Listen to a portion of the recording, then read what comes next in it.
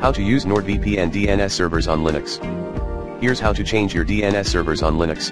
1. Open the terminal by pressing Ctrl plus T2. Enter the following command to become the root user, su3.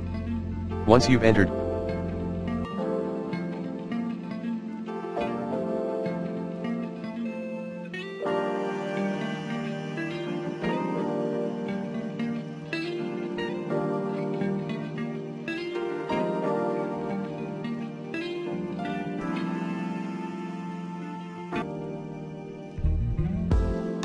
your root password, run these commands, rmr/etc/resolve.conf, nano/etc/resolve.conf4. When the text editor opens, type in the following lines: name server 103.86.96.100, name server 103.86.99.1005. Close and save the file.